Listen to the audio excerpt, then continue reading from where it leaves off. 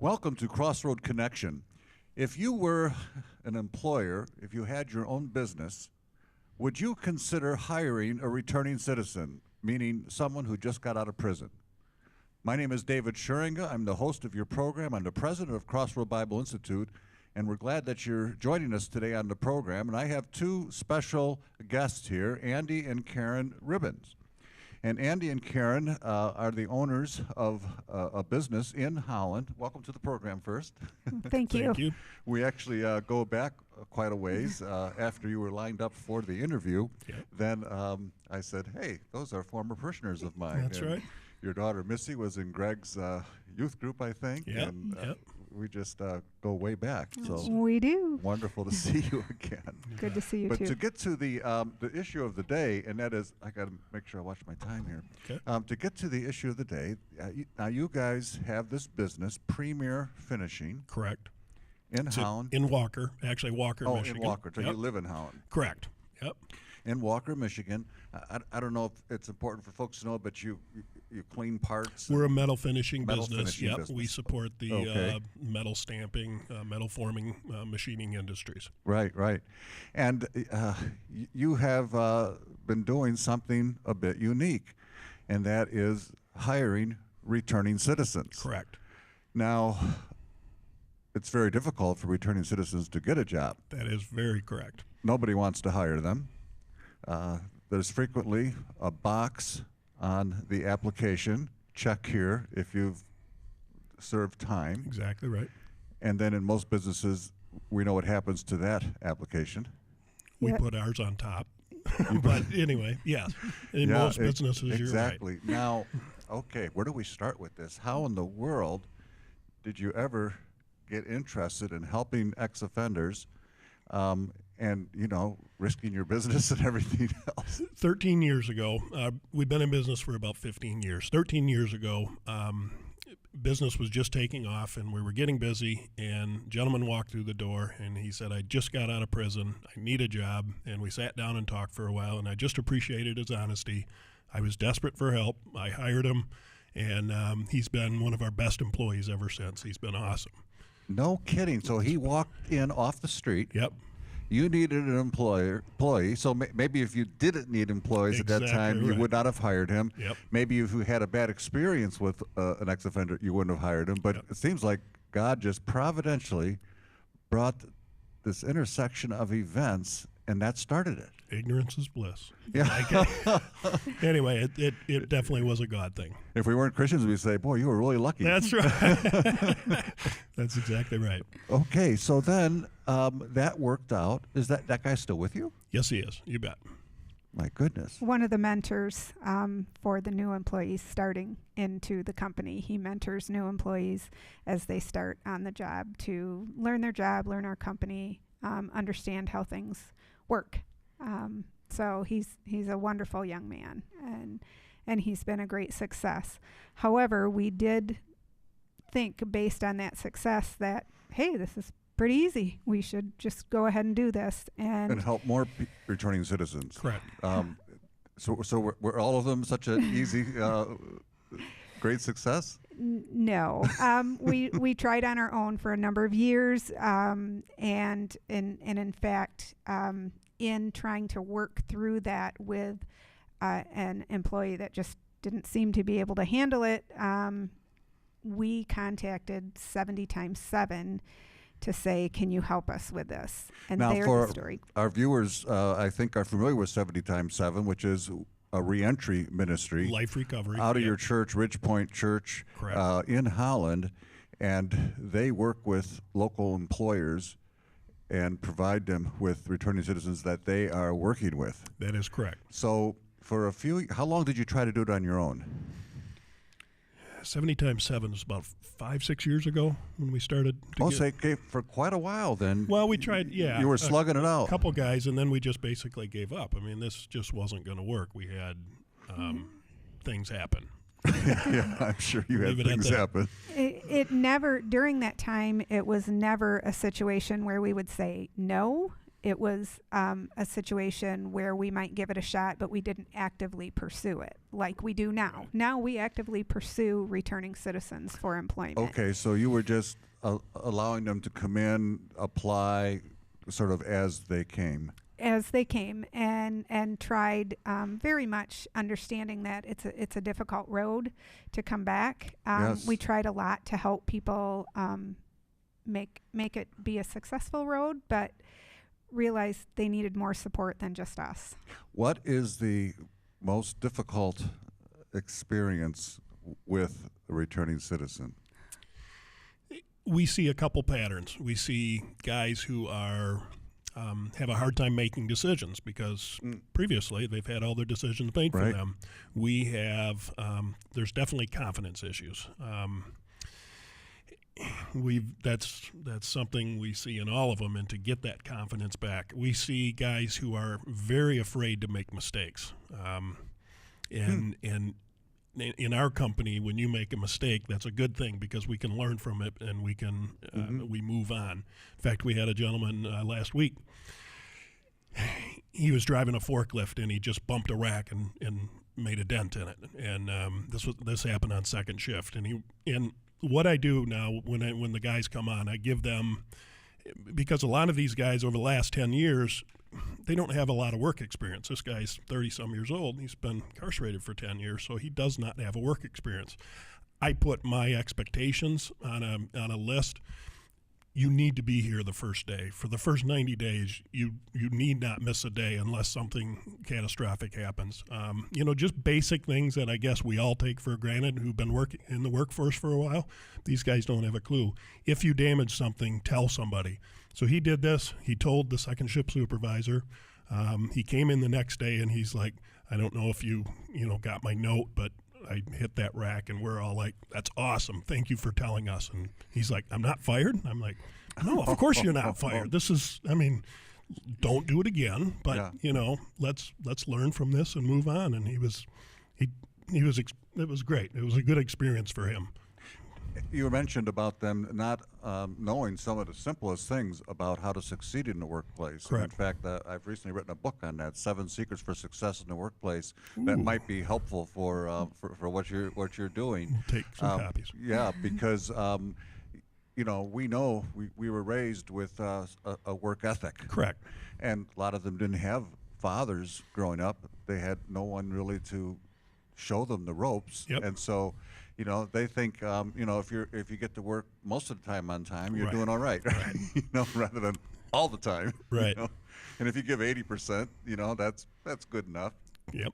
We learned how to give 110%. Exactly and right. That's what you're dealing with. You bet. You decided to work with a reentry ministry, and to pursue returning citizens as a priority. Correct. How has that gone? We think it is just a beautiful thing. We see men come out of having been incarcerated and basically living on everybody else's dime, and we see them excited to pay taxes, excited if they've lost their marriage or their relationship while they were incarcerated. They're excited to pay their child support. They're thrilled to provide health insurance for their kids. We see men so excited at the opportunity to give back and to be self-supporting and to, work toward a different kind of life. And a lot of that has to go with being through 70 times 7, having a mentor, having worked maybe through the Jobs for Life program or something like that helps them with those basic skills. But we truly believe that God is blessing those men in our company because He wants them to succeed. People who are incarcerated are coming back to our communities, They and sure are. we can decide, as employers, as churches, as schools, as whoever, that we want to be supportive of them and their families or not. They're coming back. They're coming back in large numbers. Correct. And we have a choice to help them get into the economic mainstream or remain on the entitlement fringes, which will simply lead to more problems for our community. So a person could take a very selfish stance. We do it because we're supposed to help the least of these. Exactly right. But Yeah. even a person that's totally self-centered, we could say it's in your best interest to help this population. Yep. Now, it's very possible that you have or will have former CBI students, because 70 times 7 is one of our referral ministries. When we have a student in that area, we refer them to them. Excellent. Now, not all of these were successes. Sometimes it doesn't work out. No. So how does that work? They get 3 chances and they're out, or they just don't show up, or what happens? Well, 70 times 7, we've kind of joked about that as like, God gives us 490 chances, but as an employer, we can't do that. And that's just obviously a saying, but the guys who really want to succeed, the guys who we see that are willing to do anything it takes, and obviously we don't take advantage of that, but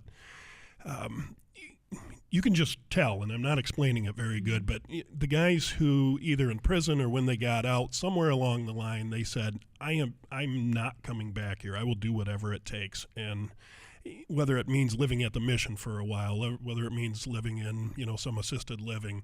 But another thing that 70 times 7 does, and we've been helping them do that too, is have goals. I mean, what's 5 years down the road for you?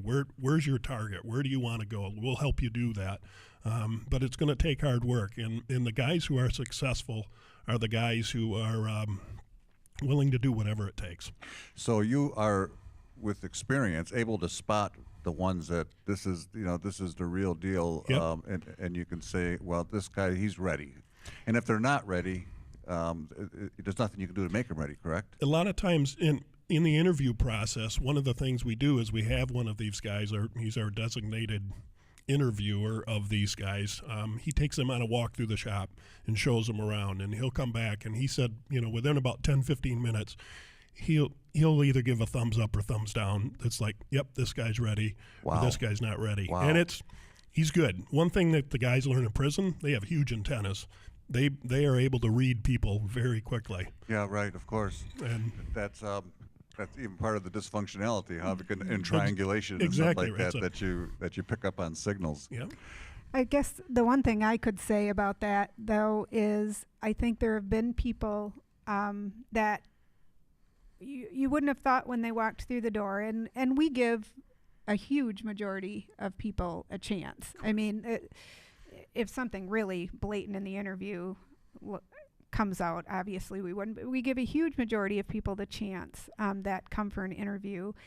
And we've been surprised sometimes. There have been people that have come that we would have guessed, boy, we're going to have to see how this goes for him or us. And through 70 times 7, they have a temporary service agency, so people start through the temp service, but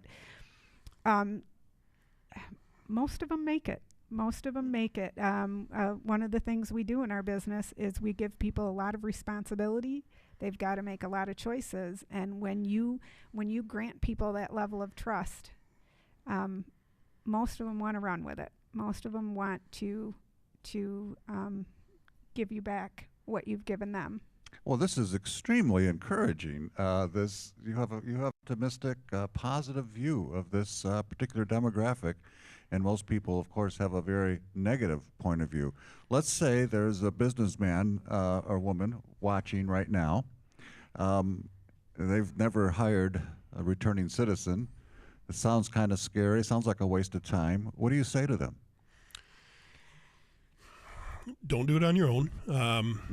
Go through an organization like 70 times 7. I mean, they provide the mentorship along with that. They work with them for about a month or so before, so they have a good idea who's going to succeed and not succeed, and the ones who they think will succeed are the ones that they offer an opportunity for an interview.